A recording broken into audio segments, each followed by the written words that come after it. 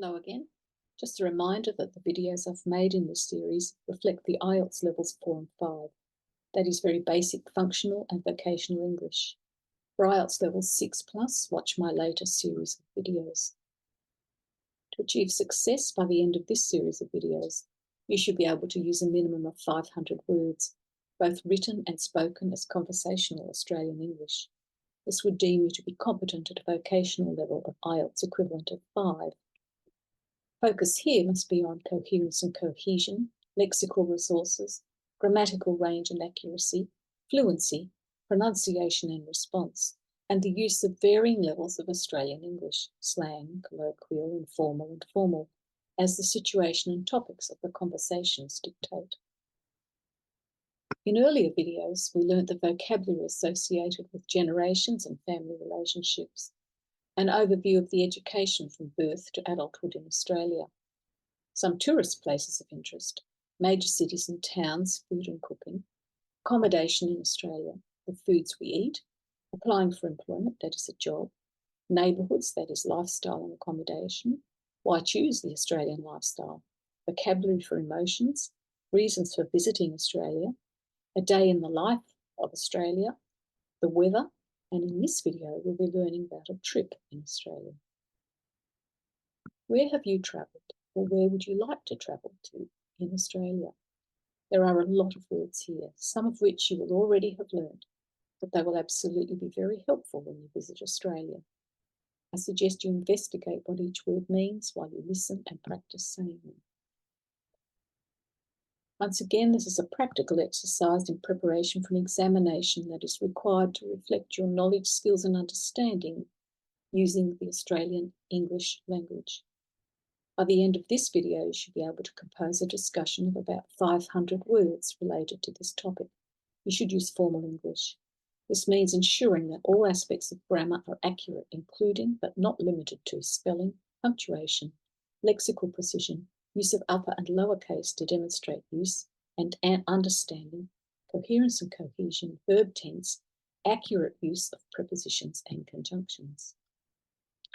You should then be able to change the written presentation so that it reflects informal spoken Australian English. In this case, the use of idiomatic language is encouraged, as well as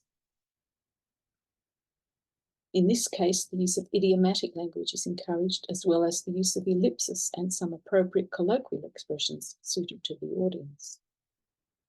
Here is some vocabulary that may be of help in your composition. Once again, I'll read each word or phrase and allow time for you to repeat them after me. When applying to live in Australia for any length of time, it is expected that you have some knowledge of the country and its geography as well as its culture. In order to assist you in this, I have included this brief information on travel and some of the places it may benefit you to be aware of. In earlier videos in this series, the geography and information regarding Australia was looked at more closely. Have you been to the Central Coast, Gosford or Newcastle, the Blue Mountains, Katoomba or Blackheath, or the South Coast, Wollongong or Kiama? How did you get there? Did you travel by car, bus, train or plane? Have you been further afield? Assuming you're in Sydney, have you been or would you be interested in going interstate? Queensland, the capital city of Brisbane, and visit the Gold Coast. Australian Capital Territory, ACT, the capital of Australia, Canberra. Victoria's capital city is Melbourne. Tasmania's capital city is Hobart. South Australia's capital city is Adelaide. The Northern Territory's capital city is Darwin.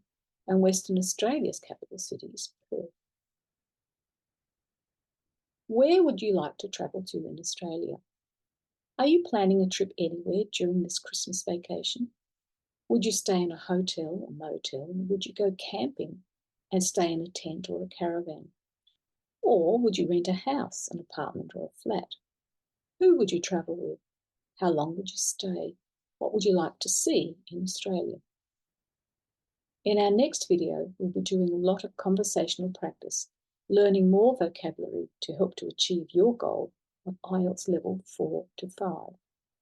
Please continue to watch the next videos where you'll learn more conversational English and extend your knowledge and skills in Australian English, reading, speaking, listening, writing and understanding. And can I ask you, if this content has been helpful, would you please subscribe to this channel? Many thanks and hope you get to Australia one day.